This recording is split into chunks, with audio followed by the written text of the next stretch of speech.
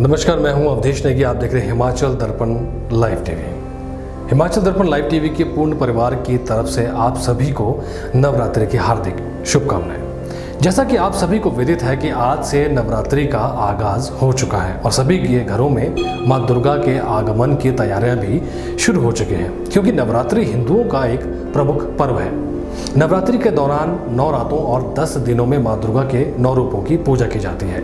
नवरात्रि के 9 रातों में मां दुर्गा के 9 स्वरूपों को भी पूजा जाता है। इसलिए हम आपके लिए नवरात्रि के पावन अवसर पर एक खास कार्यक्रम लेकर आए हैं, जिसमें हम आपको मां दुर्गा के 9 रूपों से जुड़ी पौराणिक कथाओं के बारे में बताएंगे। पौराणिक कथाओं के अनुसार मां दुर्गा को सर्वप्रथम शैलपुत्री के रूप में पूजा जाता है। पर्वतराज हिमालय के घर पुत्री के रूप में जन्म लेने के कारण उनका नामकरण शैलपुत्री हुआ। इस देवी का वाहन वृषभ है, इसलिए यह देवी वृषारूढ़ा के नाम से भी जानी जाती है। देवी शैलपुत्री के दाएं हाथ में त्रिशूल और बाएं हाथ में कमल सुशोभित है। इस देवी को सती भी कहते हैं और मान्यताओं के अनुसार एक मार्मिक कहानी भी इसके पीछे छुपी है।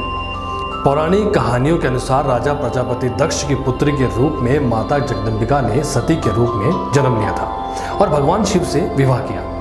एक बार मुनियों के एक समूह ने यज्ञ आयोजित किया और यज्ञ में सभी देवताओं को बुलाया गया। जब राजा दक्ष आए तो सभी लोग खड़े हो गए, लेकिन भगवान शिव खड़े नहीं हुए। भगवान शिव दक्ष के दामाद थे, तो यह देखकर अपने इस अपमान का बदला लेने के लिए सती के पिता राजा प्रजापति दक्ष ने फिर से यज्ञ का आयोजन किया।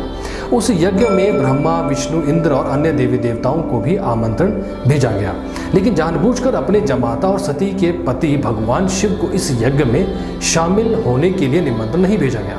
भगवान शिव इस यज्ञ में शामिल नहीं हुए तो नारद जी से सती को पता चला कि उनके पिता के यहाँ यज्ञ हो रहा है, लेकिन उन्हें निमंत्रण नहीं गया है। इसे जानकर वे क्रोधित उठी और नारद ने उन्हें सलाह दी कि पिता के यहाँ जाने के लिए बुलावे की जरूरत नहीं होती है। जब सती अपने पिता के घर जाने लगी तब भगवान शिव ने उन्हें समझाया, लेकिन वह नहीं मानी तो स्वयं जाने से इनकार कर दिया। शंकर जी के रोकने पर भी जिद कर सती यज्ञ में शामिल होने चली गई और यज्ञ स्थल पर सती ने अपने पिता दक्ष से शंकर जी को आमंत्रण ना भेजने का कारण पूछा और पिता से उग्र विरोध भी प्रकट किया। इस पर दक्ष भगवान शंकर के विषय में सती के सामने ही अपमानजनक बातें करने लगे। इस अपमान में पीड़ित सती ने यज्ञ कुंड में कूदकर अपने प्राणों की आहुति दे दी। भगवान शंकर को जब पता चला तो क्रोध से उनका तीसरा नेत्र खुल गया और सर्वत्र प्रलय ही हाहाकार मच गया। भगवान शंकर के आदेश पर वीरभद्र ने दक्ष का सर काट दिया और अन्य देवताओं को शिव निंदा सुनने की भी सजा सुनाई। भगवान शिव ने यज्ञ कुंड से सती के पार्थिव शरीर को निकाल कंधे पर उठा लिया और दुखी हुए संपूर्ण भूमंडल पर भ्रमण करने लगे। भगवती सती ने अंतरिक्ष में शिव को दर्शन दिए और कहा कि जिस स्थान पर उनके शरीर के अंग विभक्त होकर गिरेंगे वहां मां शक्ति पीठ का उदय होगा। सती का शव लेकर शिव पृथ्वी पर विचरण करते हुए घूमने लगे और तांडव नृत्य भी करने लगे, जिससे पृथ्वी पर प्रलय ही स्थिति उत्पन्न होने लगी।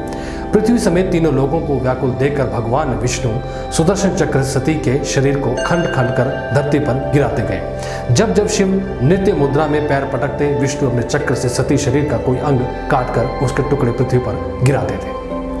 तंत्र चूड़ामणि के अनुसार इस टुकड़े धारण किए वस्त्र या आभूषण गिरे, वहां शक्तिपीठ अस्तित्व में आए। इस तरह कुल 51 स्थानों में माता की शक्तिपीठों का निर्माण हुआ।